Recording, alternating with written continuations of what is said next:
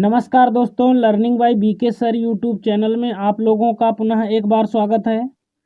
दोस्तों, आज हम 12th फिजिक्स में संधारित्र से परिचय कराते हैं। मित्रों, संधारित्र किसे कहते हैं, चलिए देख लेते हैं। संधारित्र हमारा होता क्या है। दो चालकों का ऐसा युग्म जिस पर बराबर तथा विपरीत आवेश हों। मान लीजिए कोई दो चालक हों। मान लीजिए ये हमारा एक चालक हो गया और मित्रों ये हमारा दूसरा चालक हो गया। इस पर प्लस आवेश हो और इस पर माइनस आवेश हो।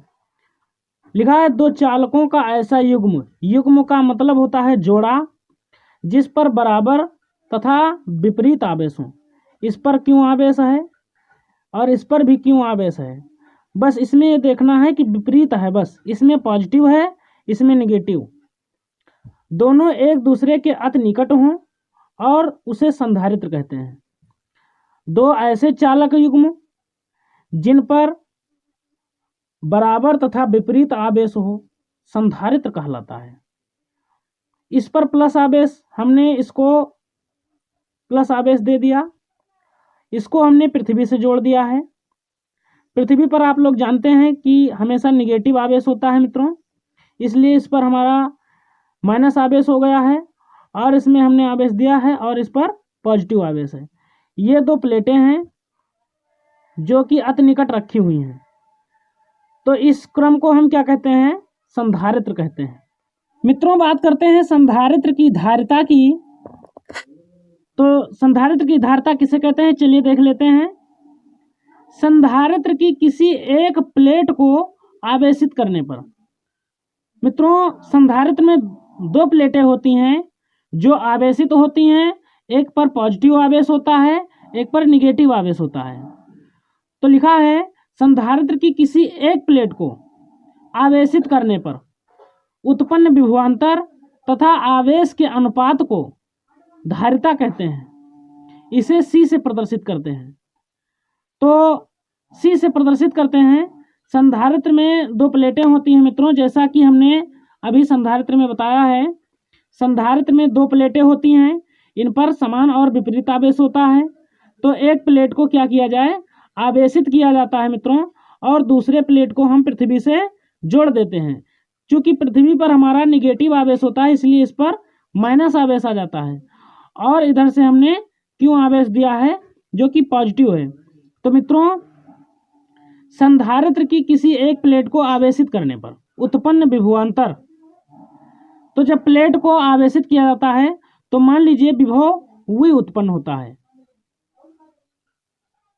तो मित्रों, विभव जब V उत्पन्न होता है तो उसमें की धारिता क्या होगी, लिखा है उत्पन्न विभवांतर तथा आवेश के अनुपात को धारिता कहते हैं। तो C बराबर होता है Q अपान V। C बराबर क्या होता है मित्रों, Q बटा V। यह हमारी संधारित्र की धारिता है। C बराबर Q बटा V। आवेश और उत्पन्न विभवांतर के अनुपात को हम धारिता कहते हैं।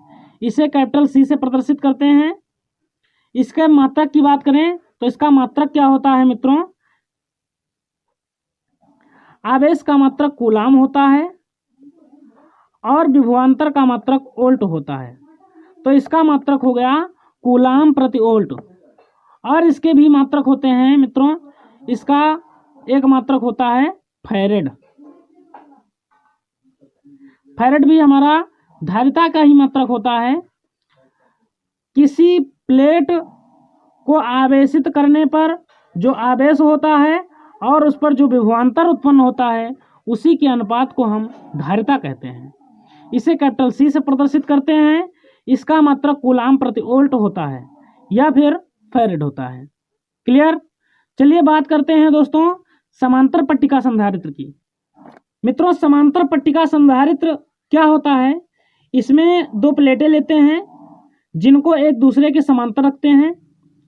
इसको हमने क्यों आवेश दे दिया है इस प्लेट को, जिसके कारण इस पर प्लस आवेश एक समान रूप से वितरित हो गया है और इस प्लेट को हमने पृथ्वी से जोड़ दिया है।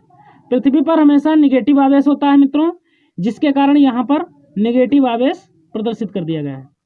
और इन प्लेटों के बीच की दूरी हमने डी लिख दिया है मित्रों। जब इस प्लेट को आवेशित किया जाता है तो इसमें एक विद्युत क्षेत्र उत्पन्न हो जाता है, जिसके कारण ये विद्युत क्षेत्र रेखाएं इसमें से गुजरने लगती हैं मित्रों। तो समांतर पट्टिका संधारित्र के कारण जो धारिता उत्पन्न होती है उसी के कारण हम उसी के बारे में परिचय कराते हैं। ये हमारा दोनों प्लेटों का क्षेत्रफल समान होता है, तो ये हमारा मान लीजिए इनका क्षेत्रफल कैपिटल ए है। तो हमने पिछले चैप्टर में बताया है कि प्लेट के कारण जो तीव्रता उत्पन्न होती है वो क्या उत्पन्न हुई थी।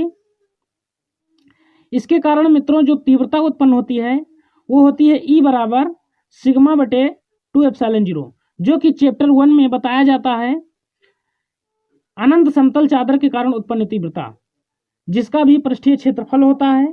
उसी के आधार पर ये हमारी तीव्रता प्राप्त हुई थी।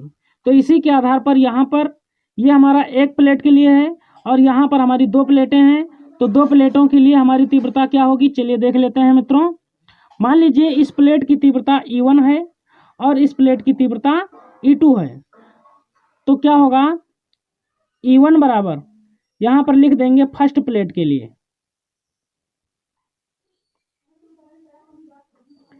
फर्स्ट प्लेट के लिए लिखेंगे तो E1 बराबर हो जाएगा सिग्मा बटे 2 एप्सिलॉन 0।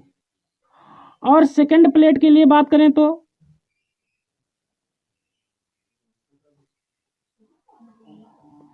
सेकंड प्लेट की तीव्रता हमारी E2 हमने माना है, तो E2 बराबर हो जाएगा वो भी सिग्मा बटे 2 एप्सिलॉन 0 हो जाएगा।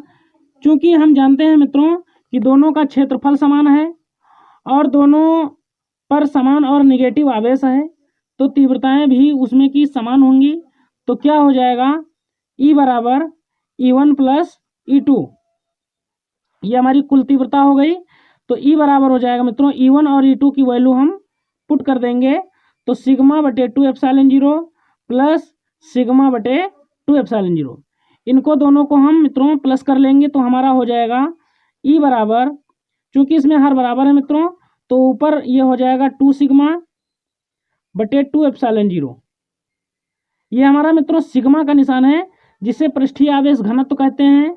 सिग्मा बराबर होता है Q बटा A, तो यहाँ पर 2 से 2 कैंसिल हो जाएगा, तो E बराबर हमारा हो जाएगा सिग्मा बटे एप्सिलॉन 0।